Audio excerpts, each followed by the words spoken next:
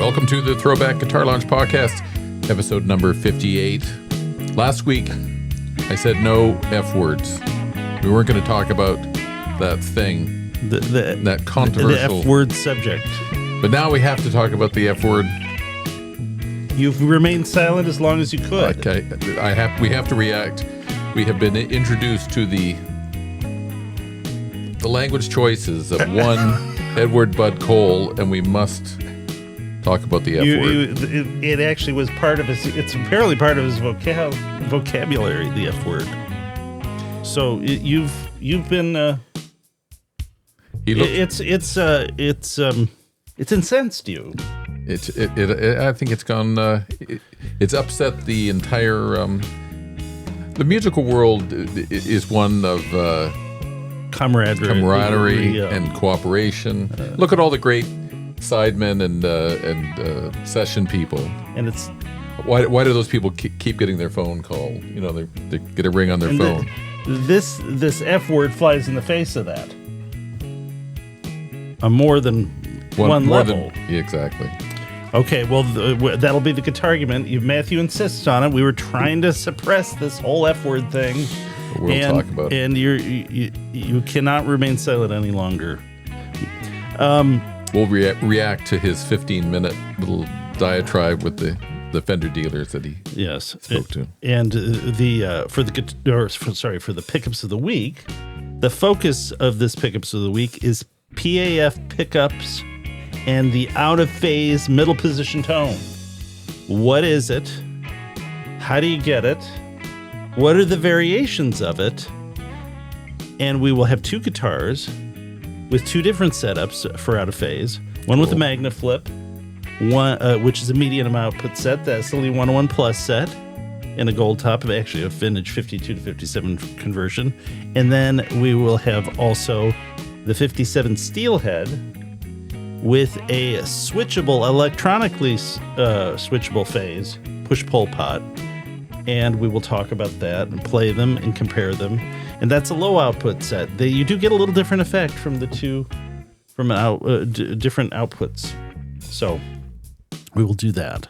And what I find interesting about this whole show, regardless, we're going to talk about tone of your guitar, and then tone when you're right. When you're tone, maybe the tone of you a certain set. CEO. Yes. This is the thing about Matthew. People do not realize this, but Matthew is a master communicator. Am I overstating that, Matthew? I try to be. Don't stammer when you explain. Don't ask my kids or my wife. So I met Matthew as he was working at a marketing company. And what is marketing about? It's about communication, correct? Correct. And before that, you worked at Sears in Canada in some sort of marketing capacity? Yes, I worked for the now defunct Sears catalog as a copywriter. Your expertise almost saved that place. We tried. Okay, but you could see it coming. Then I remember having a talk with one of the guys, one of the vice presidents about the internet and what have you. And he said, "What's the internet?" Well, just about, you were trying to raise them up to the idea that this was something that they needed to keep an eye on. So this is the early 90s. So, and I went to the University of Waterloo, where they were at the head of themselves with the computer stuff. Like you could check stuff out on using your computer from the library, or just go in there and look at the catalog and see if what you wanted was available. I don't know. I don't think I was actually telling them. Well, Canada, they went straight from a string with two Dixie cups to the BlackBerry, right? Well, no. They were the home of Northern Telecom. That's right, they were. I had one of those phones. Yeah. So and they kind of had the first color ID thing. I had said Northern Telecom. Did they? Yeah. But anyway, Matthew, master communicator, he is. We are going to. You, I guess in particular, are going to break down the communication of Bud Cole. Mm-hmm. And what is he really saying in the now, is it infamous? Yes, recorded sort of like talk to Fender dealers, and you will apply your skills as a communicator marketing and chops, and also your legal mind, because you are again, we've said it before. You were a member of the Michigan Bar, but not a practicing way. No.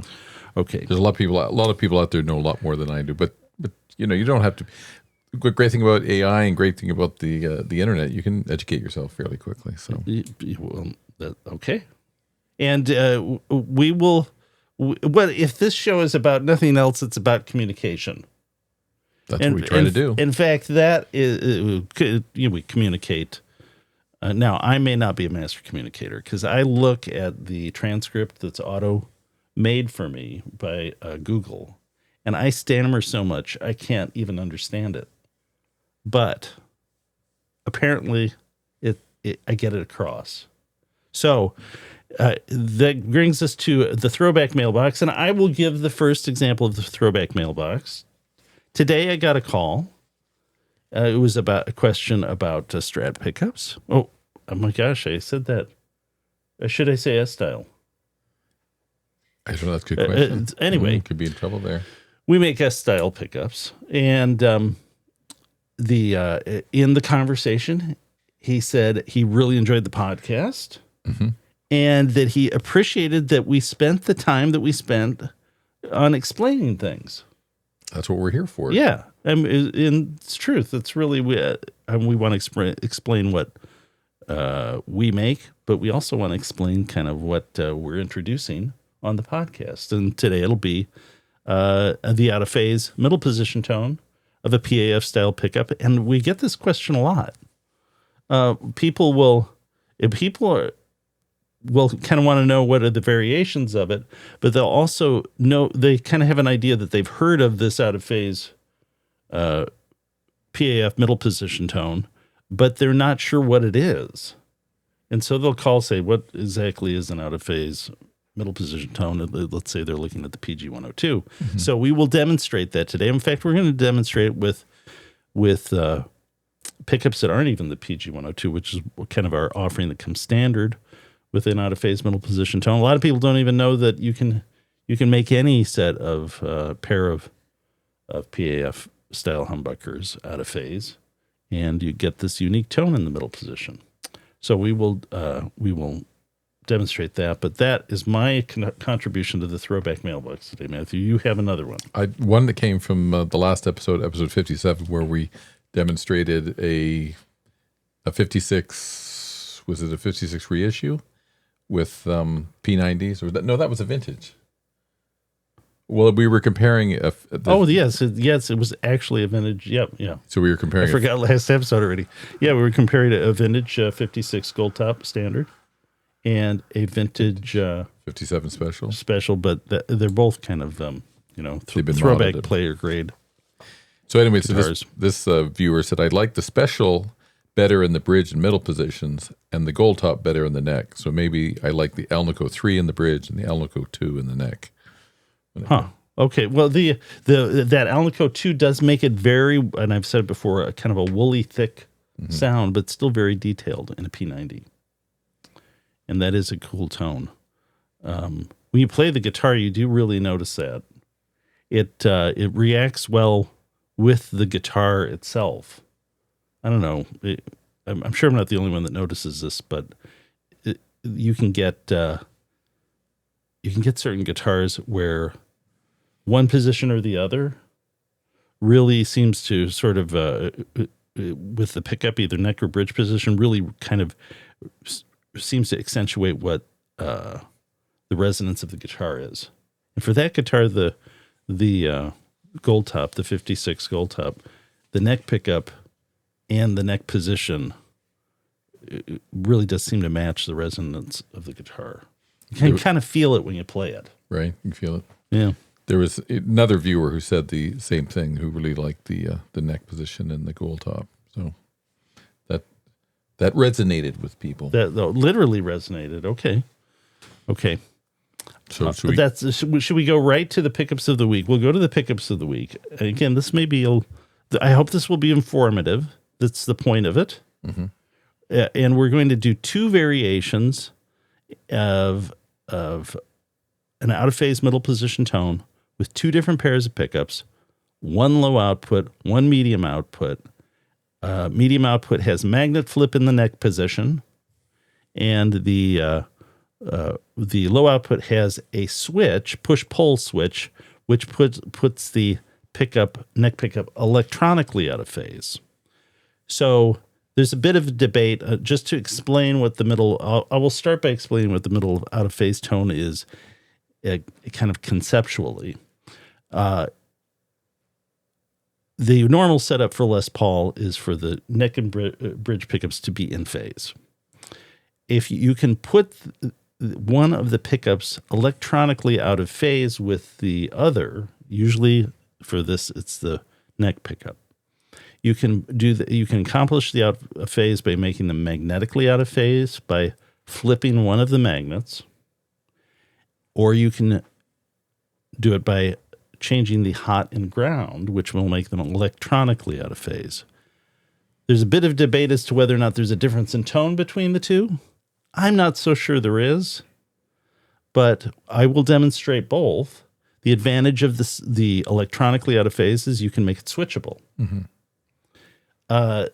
The advantage of the magnetically out of phase is it just requires a simple magnet flip to one of your pickups, and you don't have to accomplish it by trying to do custom wiring with your guitar. And the other factor with this is that this happened randomly as a mistake from the Gibson factory. And it also happened on purpose for guitars that had a Veritone, like an ES345 or an ES355, which had the bridge magnet out of phase and flipped so that one of the positions, Veritone positions, is out of phase. And also a 3-pickup Les Paul Custom also has a bridge pickup with the magnet flipped so that the middle position is out of phase. Anyway, let's get the guitars and we will demonstrate that. Let's start with the low output set, which is going to be the 57 Steelhead with the electronically out of phase switch. And we will be right back with that. Okay, we're back. We have not shown Paul. Paul, are you ready? We're going to let everybody know that you're here. You're not wearing the ThroBak uniform, though. What? I'm going to put a sticker on. Okay. All right. Well, Paul will be later in the show. What are you working on now, Paul? I am making 101 pluses for callings. Okay. All right, good. They will like that, and we will like that. We like that too. So there you go. Okay, and so will all those happy Collings customers. Okay, so let's get back to the pickups of the week. Let me show the no, that's Matthew again. Okay, so we have this wonderful gold top again, and we. I think maybe I've shown this before that it does have an out of phase switch, but I don't think we've really showcased just that tone. So this tone, the out of phase tone, is, I will first just do a very basic compare and contrast between the two. So this would be your normal middle position tone, and out of phase tone is only apparent with this setup when both pickups are used together. Mm-hmm. So independently, this guitar has a switch to make the neck pickup out of phase electronically, but it remains a normal sounding neck pickup whether or not it's switched out of phase. So I just switched it out of phase and it still sounds. I changed the phase of it. So changing the phase doesn't affect it until it's paired with another pickup that creates an out of phase relationship with it. So this would be the normal middle position tone in phase.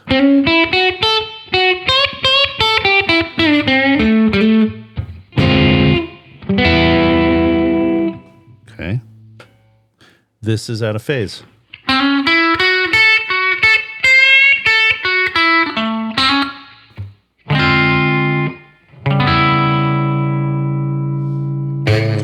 You hear it's more nasally. It's more nasally.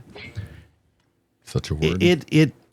What's interesting about it is it gives a little drop in volume, but it projects more because it has this sort of, I don't know, maybe it's sort of like a notch filter. It emphasizes a very specific set of frequencies that is very audible. So it cuts through very well. Now this is a tone that's associated with Peter Green, kind of most famously for Les Paul, a Les Paul guitar, but also this is a common jump blues tone. B.B. King also.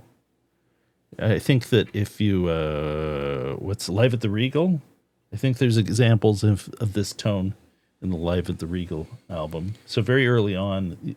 Also. What do you think he was playing at the Live at the Regal? Is he playing a ES345? I was just thinking it. I didn't know if he was. It's either a 335 or ES340. I think it's an ES345 with the baritone already. I think so. This game's standard then. Someone's going to correct me on that, but that's good to know. I mean, his signature guitar is a baritone, right? The Lucille guitar. Yeah. But that when was that introduced? That wasn't introduced until the 70s, or no? ES345. I think. Oh, sorry, the 45. 345. Yeah. Yeah, no, you can get a 59 ES345. Okay. And the other factor is, even if it wasn't even if it didn't have the baritone, it's possible there are examples of guitars that had one of the magnets flipped from the factory, just randomly, just as a fluke. As a fluke, yeah, that's the way it happened. And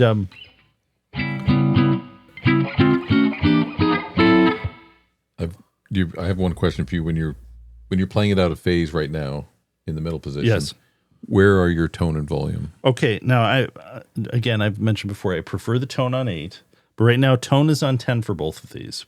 One of the things I'm going to demonstrate is that you can vary the degree of the out of phase tone by dialing back usually the neck pickup.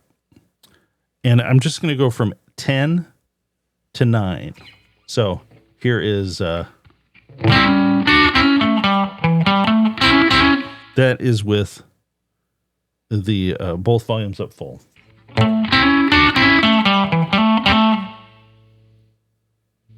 That is now on 9.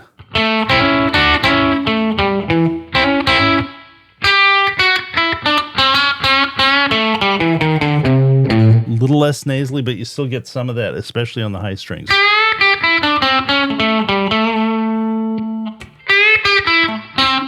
I turn the back up to 10 there. Mm-hmm. So here's 10. Here's 9. So you can blend it out with just a little bit of turn of the volume knob. Mm-hmm. So, but I'm going to do this. We'll play something with it dialed up all the way, and I will switch. I'll do a little switching too, as far as like switching it out of phase in the middle position. And before I do that, let's just compare volume here with the neck and bridge with a fully out of phase middle position. Bridge, neck. Okay, and for these pickups, 7.5K bridge, 7.3K neck. The next set we're going to have is 8.4K bridge, 7.8K neck. But, okay, let's put this back in the middle, out of phase here. You ready? Ready.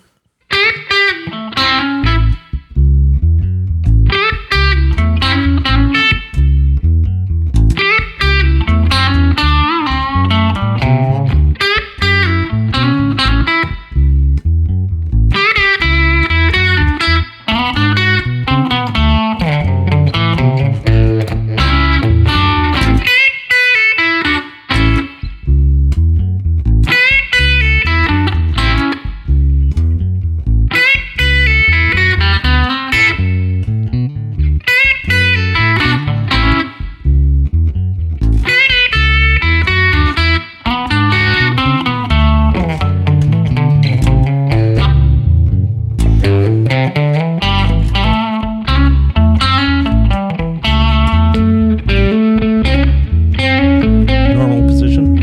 Middle. Out of phase.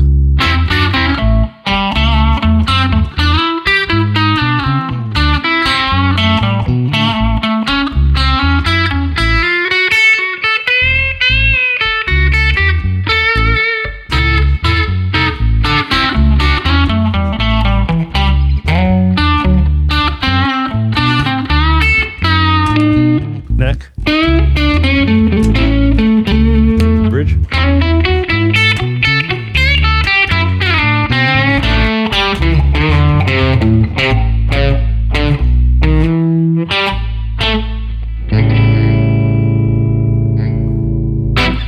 Okay. All right. Can you anticipate any questions people will have about the setup? I think they're going to want to know the difference, if there's a difference in sound with a magnet flip that turns it into a out of phase or a. Okay, we'll do that in just yes. I mean, we can. We're gonna. That's I know we're going to do it, but we're gonna do it. Okay, okay. Let's do this one more time. But I'm gonna dial the neck volume back to 9. Just a 9. Just to 9. That's all it takes. Now, do you find, like, I have a gold top with P90s that are out of phase. Yes. And if you have to turn the volume down lower than the 9. It seems to work differently with P90s. Okay. I don't know. In fact, I haven't experimented too much with it. in fact, we'll do a video with the P90s too, because the P90s almost sound a little less out of phase. I mean, well, I don't know that you get the same level of volume drop with P90s. It's a different sound. Yeah. It's clearly out of phase, but it's not quite as pronounced as this. Is my recollection. You've got the guitar though. Would you agree with that? It's. Well, I haven't compared them either, but I was a little surprised. I thought, oh, you're going to have to turn the volume back a lot lower than 9 on because with the P90s you do. Yeah, with these, to find the sweet spot, you got to go down. Yeah, if you go down too much more, so this is at 9. So here's 10. Here's 9. Here's 8. It's pretty well now just the bridge pickup. That's bridge pickup. This is middle with it on 8. You kind of lost the out of phase tone there. Okay, so let's just play a little bit more with it now on 9. So it's blended a bit. We blended a bit of the out of phase out, and people can hear that. Ready? Ready.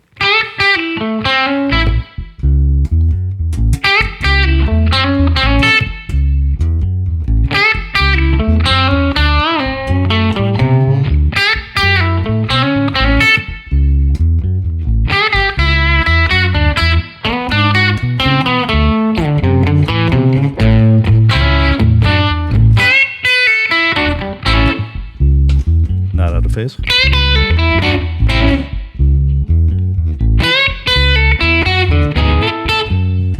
Out of phase.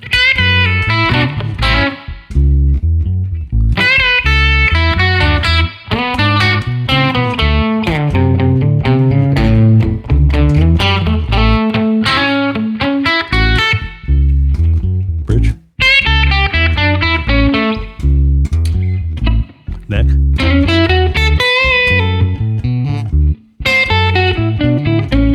Middle.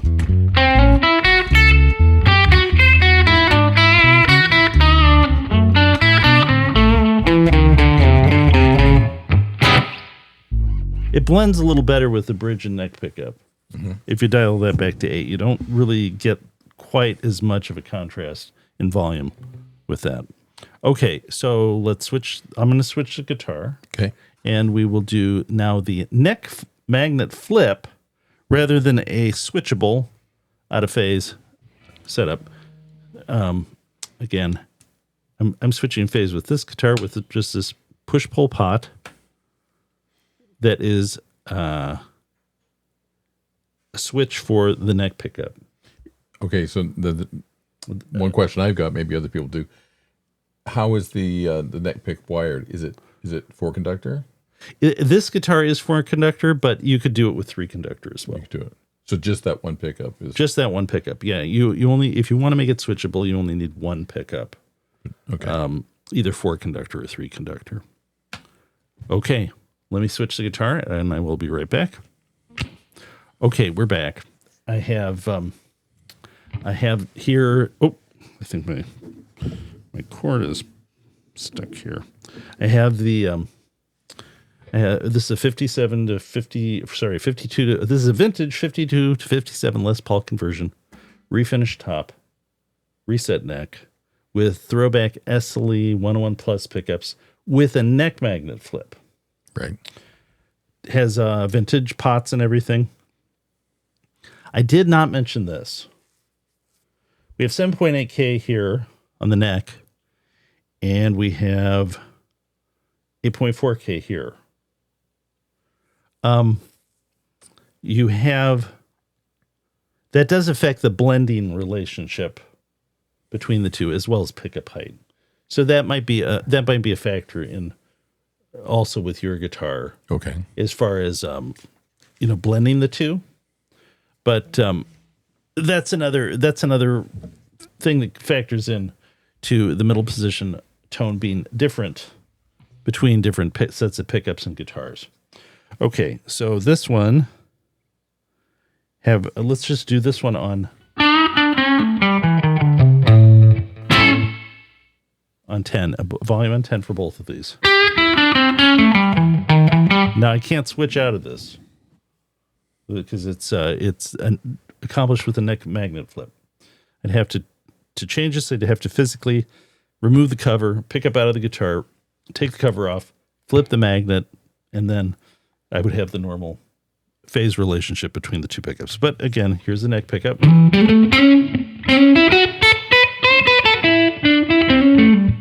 Here's a bridge.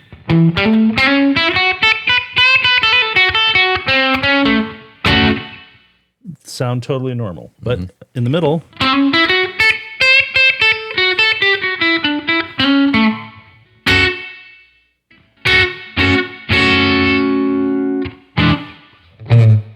okay. Let's play again. You ready? Ready?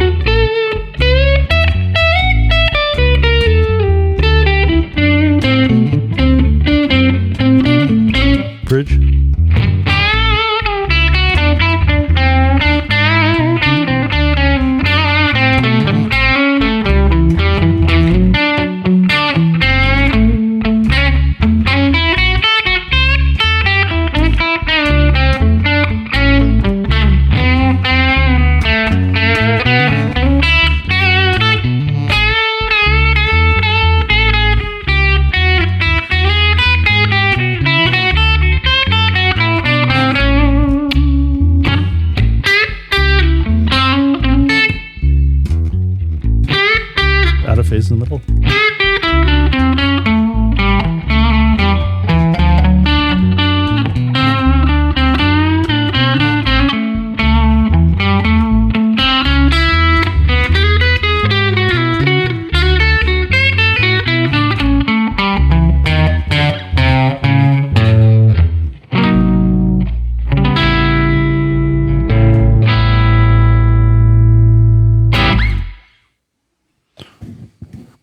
Which one did you like better? I'm so familiar with this guitar because I played this for years. Right. But in terms of the sound, did you notice any difference in the sound? This seems a little sort of more refined. Yeah, I think so. You know, in a good way. The other one's a little crispier, little maybe. I don't know if it's a pick. You know, so now I don't know if it's the pickups or the method by which it's accomplished. Yeah, that's a good point. But they both sound great. The 57, that other guitar sounded more like you just got more out of phase sort of tone. But I don't know if that's because, like you say, is it the pickups, the way it's projecting? Yeah, this is not super. I mean, it's out of phase for sure. Yeah, I think you're right. That is a little more hollow sounding. The other one with, and how much of that is the pickups? And I'm not sure. Let me try rolling this back a little too. I think this guitar actually takes a little bit more to roll it back, and kind of. That's 10. I'll do 9. That's still pretty out of phase. I'll do 8. Now it's kind of out. It's kind of barely out of phase. This guitar, like 8.5, I think is kind of. No, where's the tone on the? It's at 8 on this. On both pickups. Yeah. Now that's 9.5. Or sorry, that's 8 3/4. That's about where I think that other one was. And then where's the volume on both of these? Is the volume all the way up? You went and we were doing out of phase, yes, but right now I'm just dialing the neck pickup back. Okay. Now, again, part of the difference is this set is 8.4K bridge, 7.8K neck, and has unoriented Alnico 5. The other has Alnico 4. But you can get a variety of tones out of this setup, and probably the most flexible is having it switchable with a push-pull pot. But I find I always want at least one Les Paul setup this way because you get a lot more. You get an articulation with the middle out of phase tone that is peculiar to that setup. And the other is that's the bridge. You can switch middle out of phase without changing any volume knobs, and you get a little less output, but you still get a lot of articulation. So you can kind of bring the volume down without losing articulation. In fact, you gain a little articulation. So, you know, if you contrasted, let's say you went from bridge, and then you went to the neck, dialed back, you don't have the articulation that you have with the middle position out of phase. Kind of a good funk tone.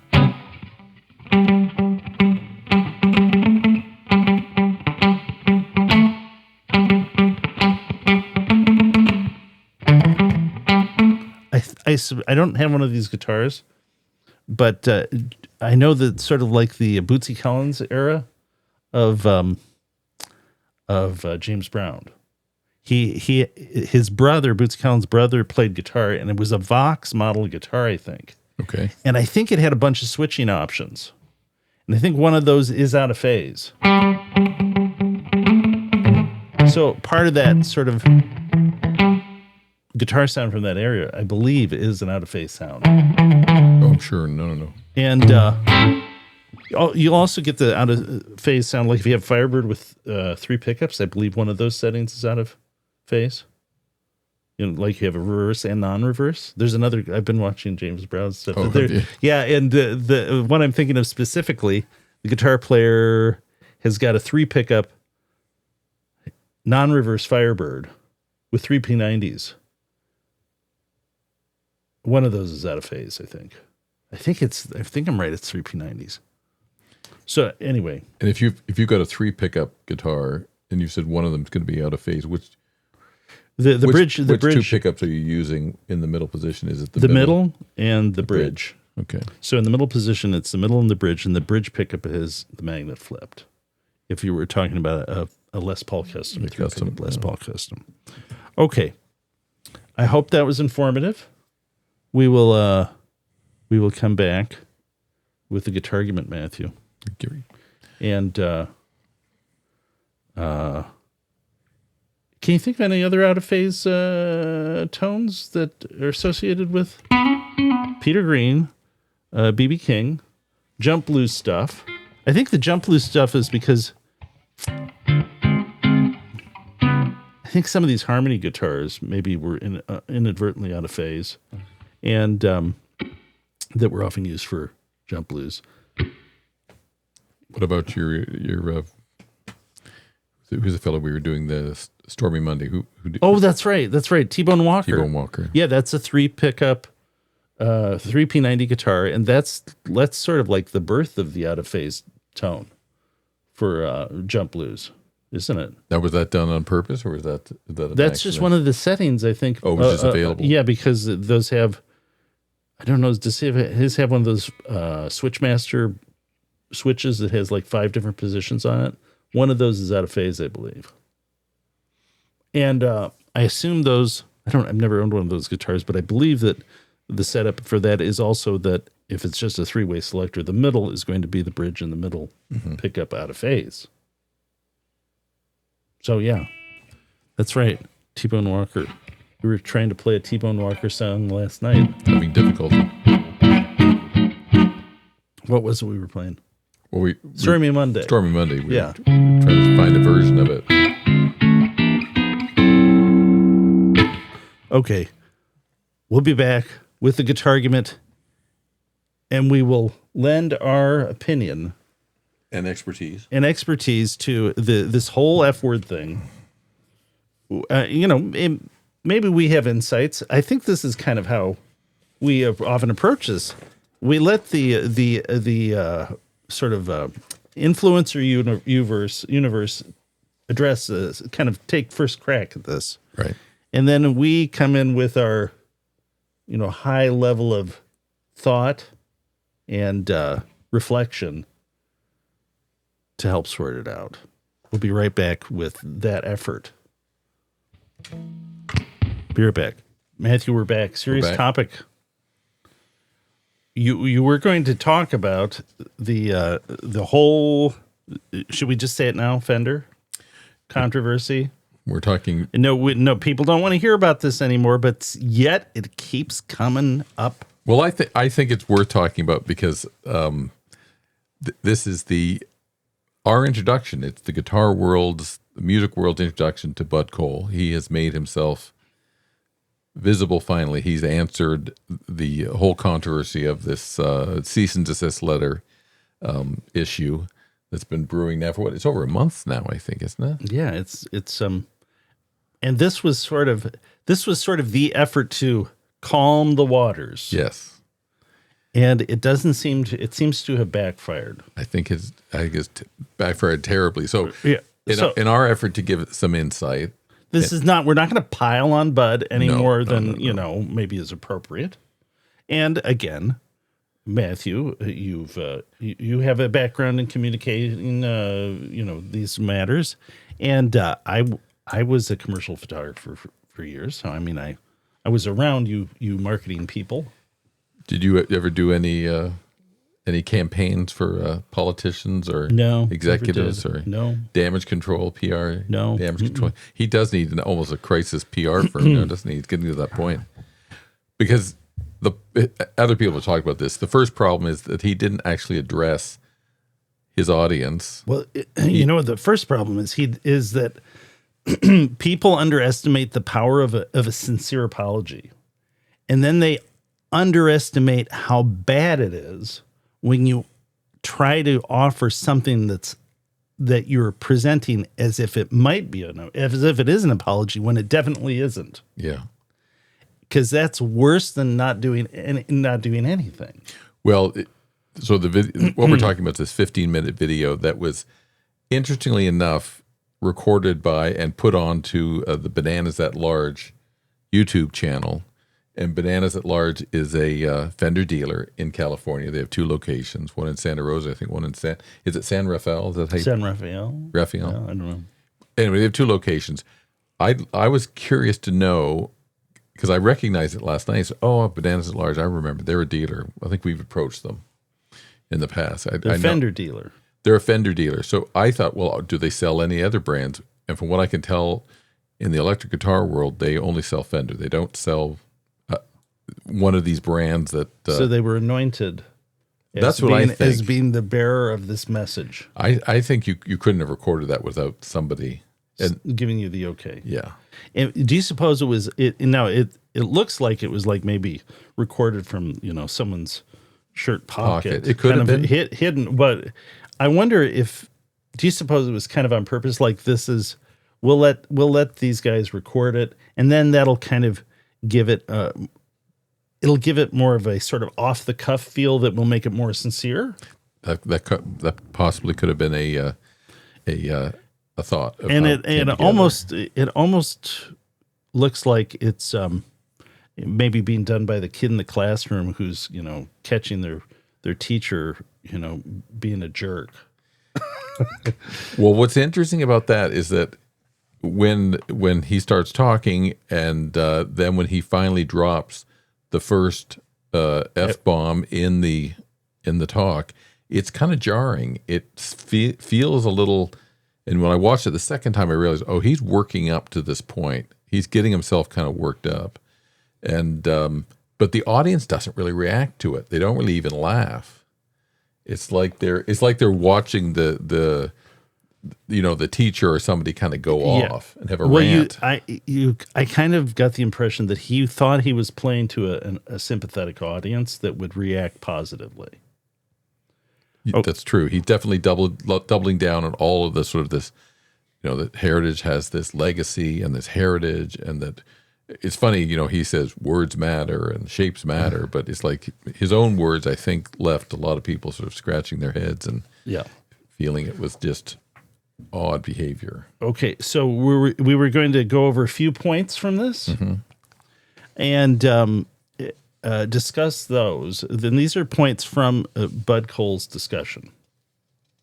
Right. And have you picked some? I picked a few here. And the first one that I thought was interesting, and I don't, let's not do a timer for this because this is just our discussion, I think, of this matter. That they're protecting the vintage legacy of Fender. They make that claim. Was part of his claim. And before any of this, my actual feeling was that both Fender and Gibson were making a conscious effort to, particularly Fender though, with amplifiers, that they were making a conscious decision to piggyback on the popularity of vintage amplifiers and to price them in such a way that it basically neutralizes the choice of vintage from a cost standpoint, vintage or Fender reproduction. Because the moment they came out with, let's say, a hand-wired Deluxe reverb, they priced it right at about the point where you could go buy a vintage black panel Deluxe reverb. Mm-hmm. And I think the effect of it over time has been that it's kind of lowered the ceiling on the price point of vintage Fender amps. Because if you're faced with that choice and you're like, do I get a vintage one or do I get the hand-wired Fender Deluxe reverb? If you don't want to have to deal with the likelihood and probability that you have to service the vintage amp, mm-hmm. Then a the new Fender amp becomes much more attractive, and it kind of. So I think that my impression is that it borrows sort of the sales marketing juice from the vintage, and actually devalued. Well, I think that's devalued the vintage amp. I think that's true. They've definitely brought the prices down. They've lowered that price by offering very good hand wired new versions of those vintage circuits. So my example of this is that I bought the Deluxe Reverb that we played for the pickups of the week, and actually we'll show that right now. I didn't give the settings for this. Volume 2, treble 2.5, bass 6, reverb through the aux box. And the pedal we were playing through is an ODR 1. No, that's not the right setting for that. Nobels ODR 1. That's it right there. With the Paul, your mic's unmuted. Don't.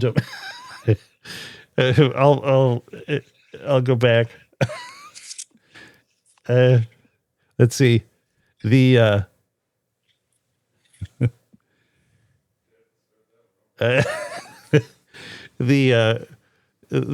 whole system's weird, but anyway, the idea is that by the way, that was the setting for the ODR one with the bass trim on it. So anyone who wanted that info, they got it.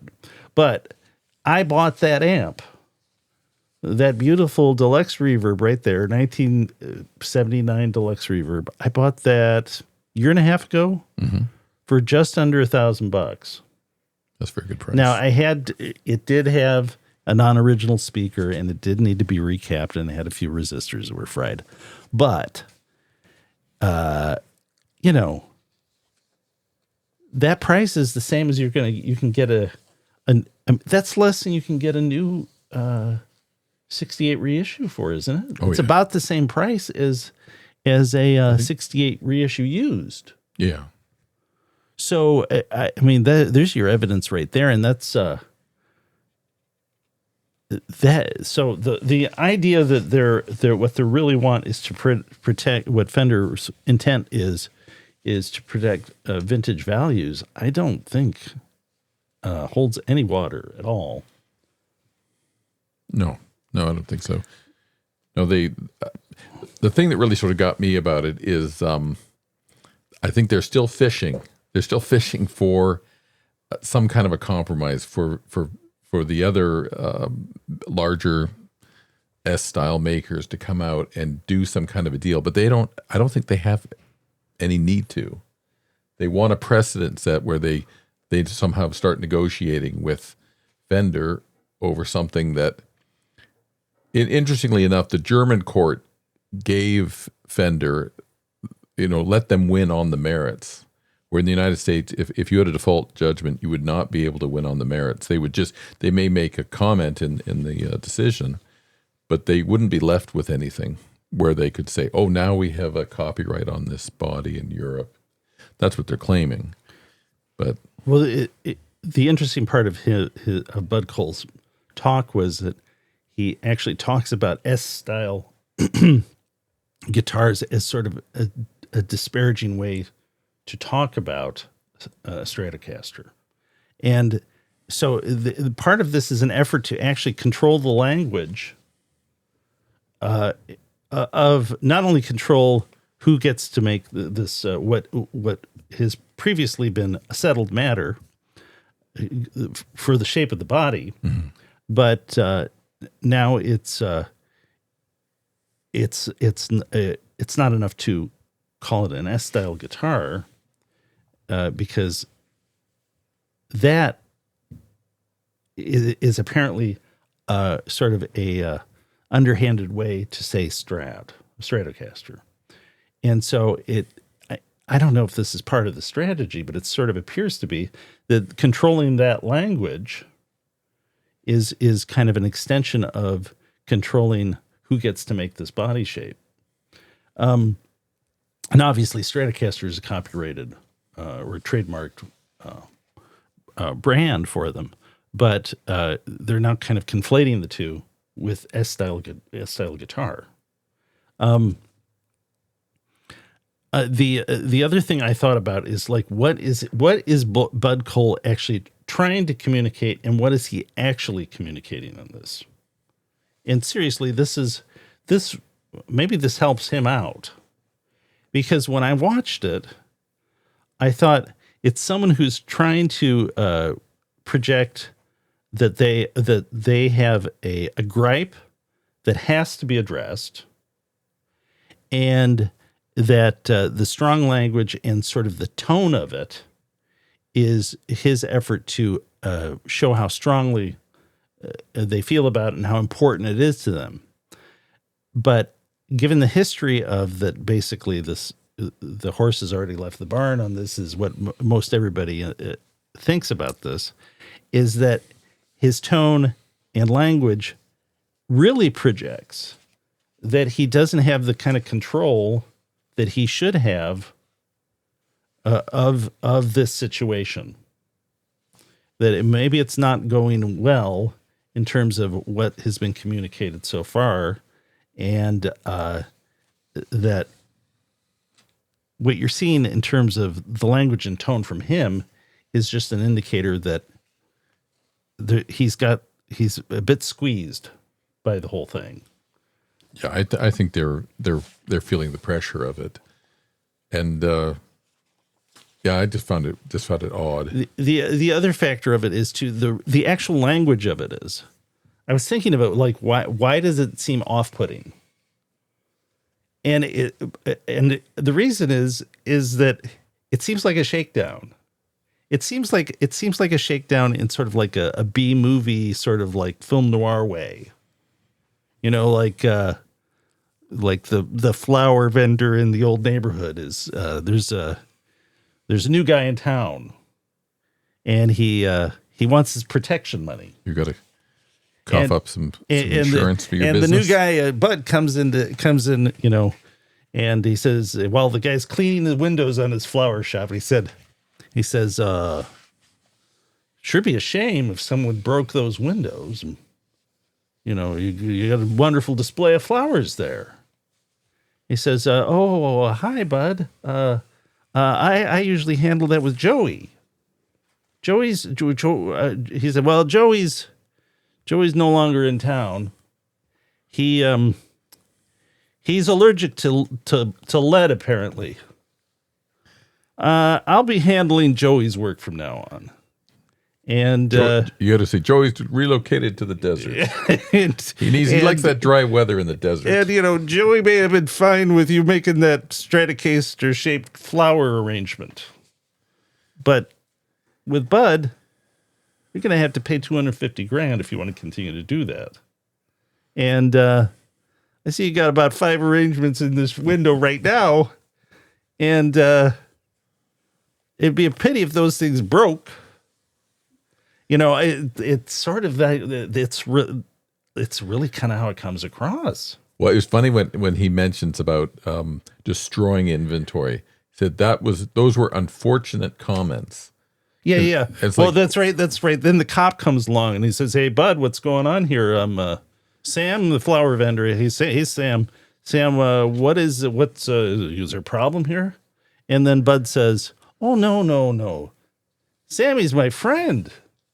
I'm just talking to Sammy about how nice his windows look, and how beautiful his displays were." And he said, "Oh yeah. Don't worry, officer. Everything's fine." And well, it would be interesting to know: will there be a second letter sent out where they retract information and they reestablish, or what are the terms? But I think that's obviously what they're looking for. They're looking for some sort of sit-down dialogue where everybody comes to some sort of an agreement. Yeah. But I don't think, you know, the PRSs or the LSLs really need to do that. They're not copying the... But part of the whole deal is that the message is very clear. It's aggressive and it's clear. Yeah. And then the denial is part of the threat. Yeah. Yeah. That when you get called on it by the police officer, that's when it becomes even more terrifying. Is that that's kind of the undertone of it. Is that won't do any good to tell the police about this because we're taking care of it.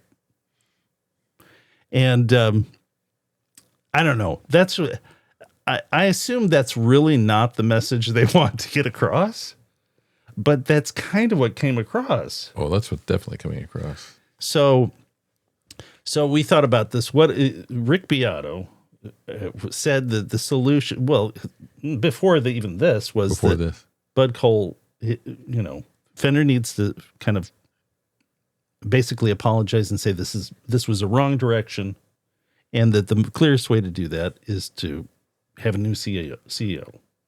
Yeah, that's what he said. He was the first one who said that. I was like, kind of, wow, so then the question is, who is the replacement to Bud Cole? And I say it's Rick Beato. That he should come in as a do you think about it? Friendly arbiter. Well, no, he just he runs the whole show. I mean, what's the CEO really do? It's the CFO does the financial stuff, right? That's the guy that's in charge. The CEO is the face and voice of the brand. Well, when you first said that, I thought Rick Beato. I think the last thing. I love that story. That's the last thing he wants to do is run Fender. But if he did run Fender, I think he would do a great job because everybody knows him.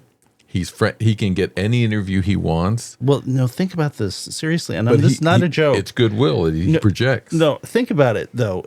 This is going to happen at some point. Some YouTuber that has a huge following. There's going to be people are going to be like,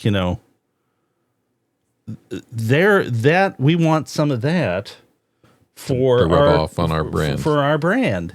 And I guess they sort of did this with Mark Agnesi.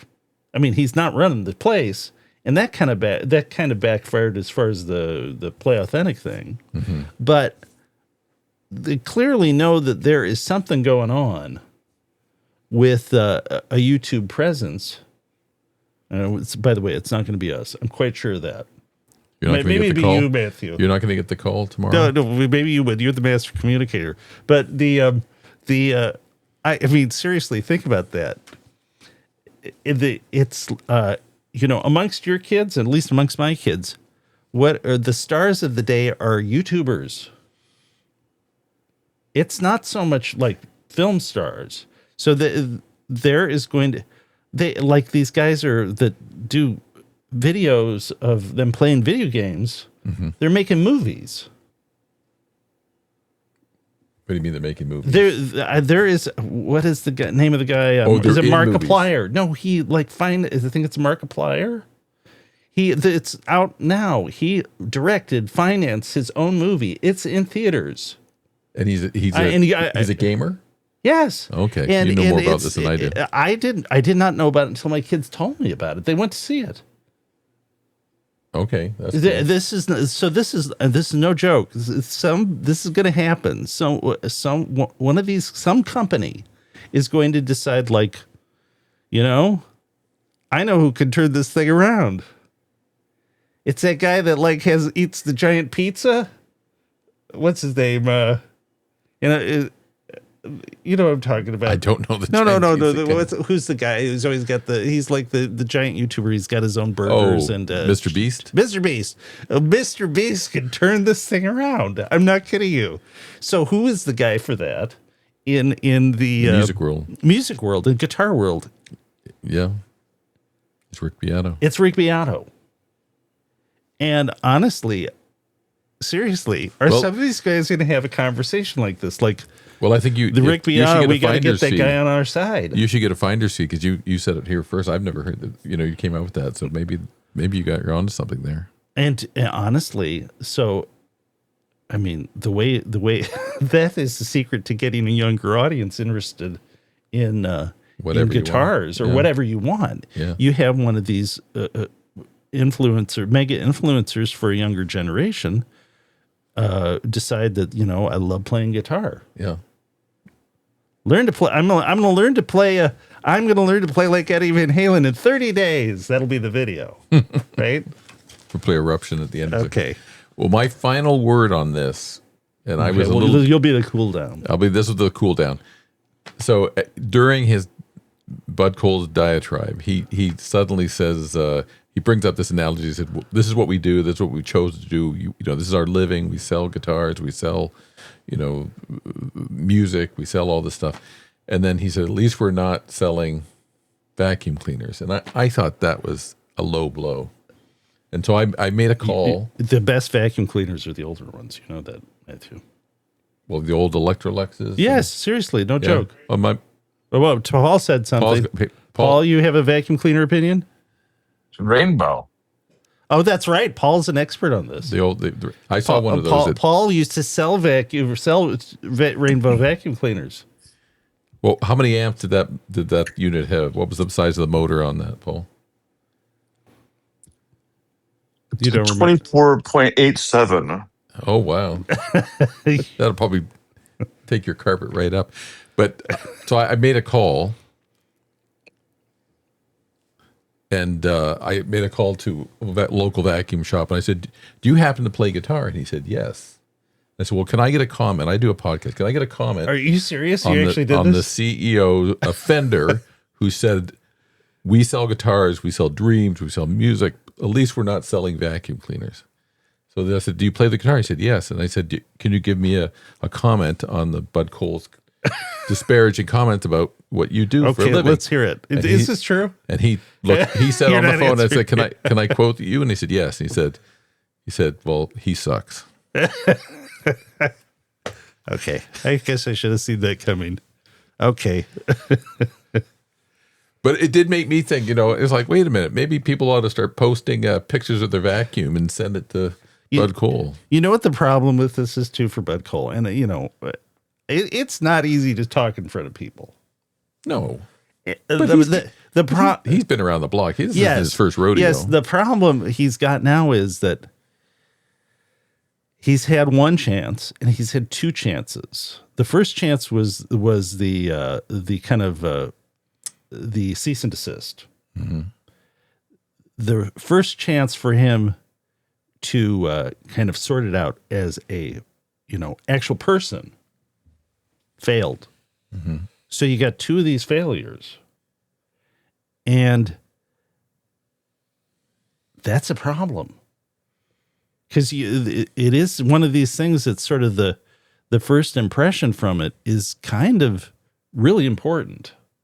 Yeah. And the first impression from the cease and desist was that this is, sort of punitive and targeted to damage.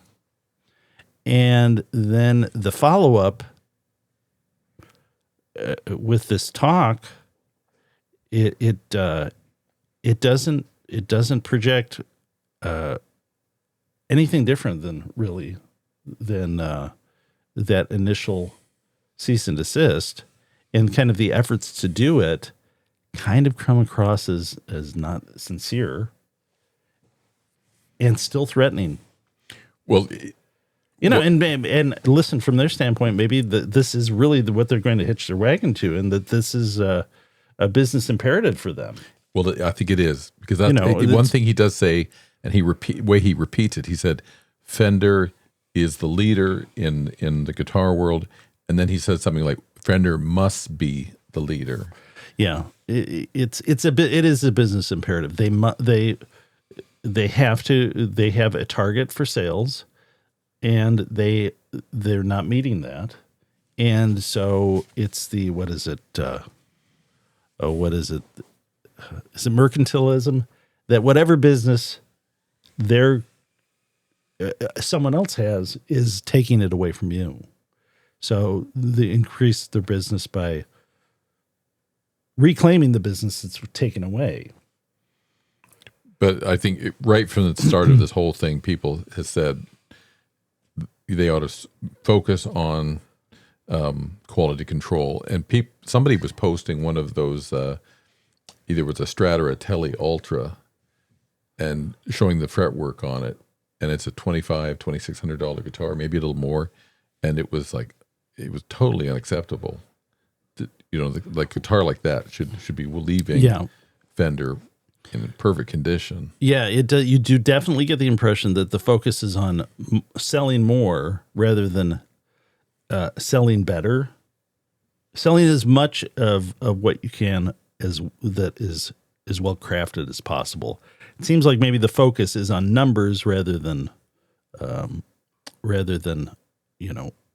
level of quality of everything. Of course, there has to be different price points, but okay.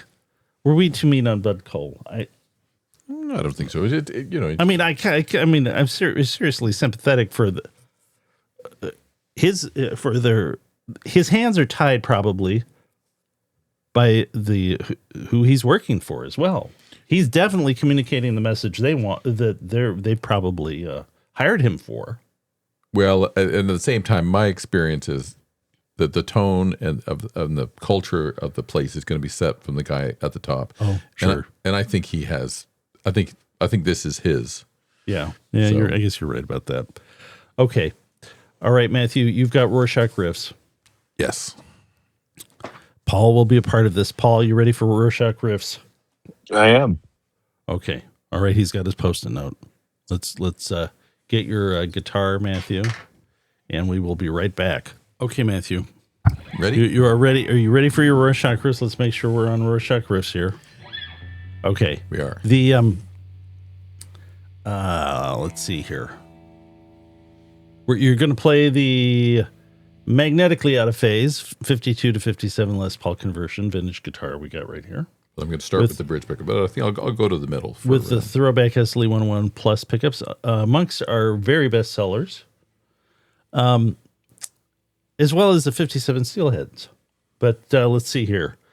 I was going to say the other thing about the out of phase tone, one reason I used a pedal to add a little bit of distortion is that added compression helps equal out the output of that middle position out of phase tone. So that's kind of another nice part of it that you can it's another flavor when you're getting when you have a little bit of distortion. And the distortion actually kind of benefits the setup. Cool. Okay, so Paul, Matthew is going to do 4 riffs. You're going to listen. You got your Post-it note. You are working on pickups right now. You said these are SLE-101? The last one. Oh, yes, the last one. This is the last one. Okay, all right. You said they're SLE-101s? Pluses. Oh, pluses. They're actually what we've got in this guitar. Okay. All right. You've put the tape on the end of the wire connections there of our fine P.A.F. repros. Oh, speaking of P.A.F. I should have put this should have been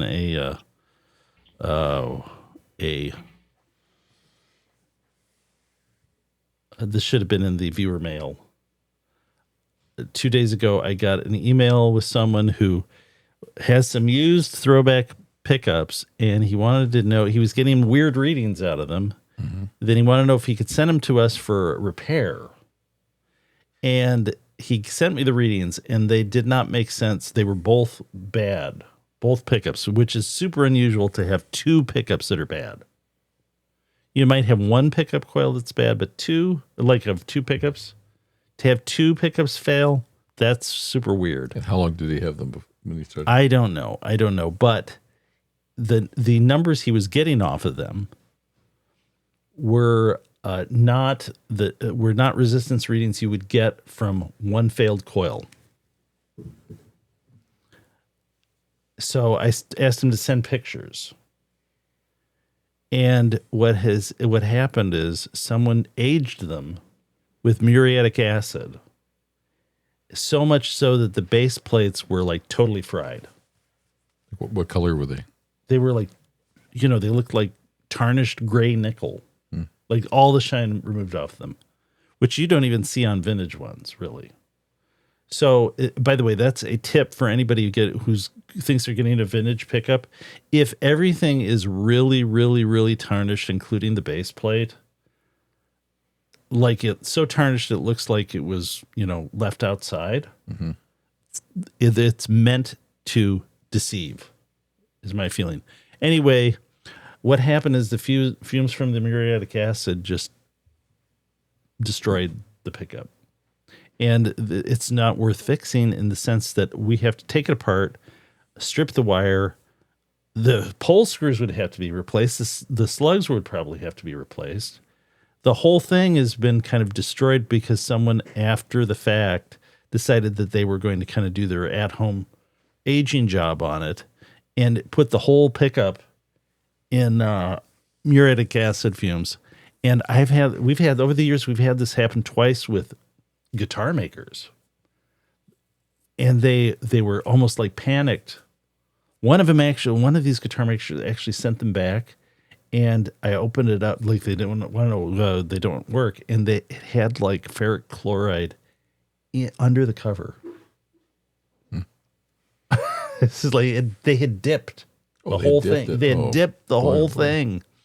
Anyway, it's not just fumes. Only age the cover. And if you're aging anything like pole screws, you have to take them out of the pickup. That's my tip. I should have said that. But anyway, okay, do your Rorschach riffs. Ready? Okay, so we got 4 riffs. So I need my notepad. Hold on. Where's my? I have to write the. Hold on. Okay, Paul, you ready? I am ready. Okay. All right, Matthew. Riff away.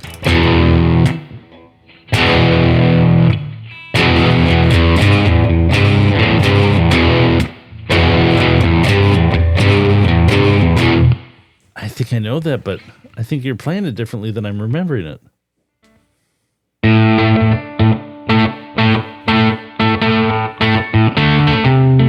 Okay.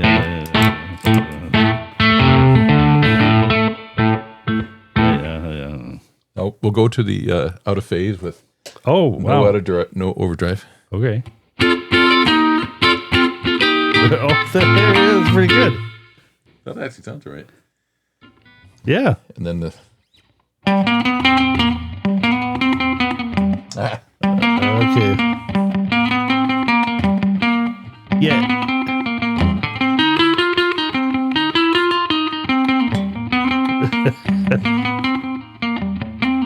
Okay, we get it. We get it. Okay.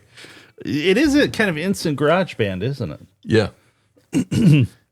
Yeah. Okay. Those last 2 were kind of garage band ones. My little tribute to them, but do number 1 again. Okay, we have to put the distortion on here.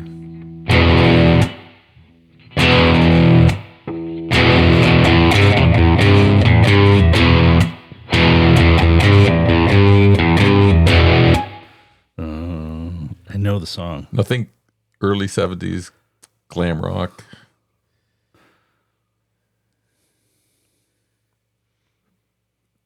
English artist. It's not the Bang a Gong guy, is it? Could be. The 2 songs I know of his are Bang a Gong. It's T-Rex, but let's see. Jeepster for Your Love. It's not that one. And it was used in a commercial, I think. Oh, what is it? In the 90s, I think it was used in a commercial. Can you give me a hint on the Paul, maybe Paul, I don't want to do this. Paul may know this song. Paul? No idea. Okay, 2. Play it again, Matthew. Do you know 2? I do. Okay. Song? Spirit in the Sky. Oh, very good. And the band? Oh, I don't remember. Someone redid it too, didn't they? Is it Iron Butterfly? No, that's no. It's a gentleman's name. That's Inagata DeVita. Yeah. Gentleman's name. shoot. Give me a hint. Well, we'll go back to that. Okay, number 3. Paul, do you know number 3? Tequila. Yeah. Okay, and is that the Champs? Yep. Yeah, Did you that's know- the Champs. Yeah, okay. And number 4. Do you know number 4, Paul? I know the song. I can't. Is it Wipeout? Yes, it is Wipeout. That is Wipeout. And Wipeout is by, is it the Safaris? Correct. Surfaris. Right. It's Okay. by the Surfaris. Okay, number 1 is T-Rex. Correct. Give me a hint on the title. Okay, Paul, we're done. Do you want to get you've? Yeah, we'll I'll let Paul close stuff up. Okay.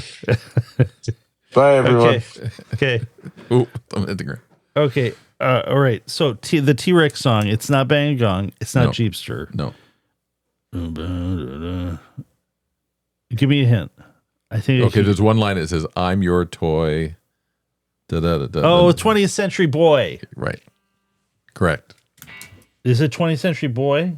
Yes. Yes. Okay. Okay. Now, Spirit in the Sky. Give me a hint on the. Give me a hint on the band name. Well, I think he was the it's a person, Mm-hmm. and Is he not someone in the band? well, I think he was the band. I think He was the band. I think he was the singer, guitar player. Oh. I don't know too much about if they I think it might have been a one-hit wonder. It's Todd Rundgren. No. He was a one-man band. But he had more. He had more. than I know, one hit, but though, that didn't he? one song, I didn't even realize it was him. His first big hit. I think I saw some interview. What was his first big hit? It's There's a Billy Corgan interview with him. Is that what you're I haven't seen that, but I saw some her other interview where I think he said that he did all the parts, like bouncing tracks, and I think he said he was hopped up on amphetamines or something, wanted to get the thing done. I don't. Maybe I'm remembering this wrong, but I think that's my recollection of it. What is the name of that song? And his voice is. Is it the kind of easy listening one? Not quite.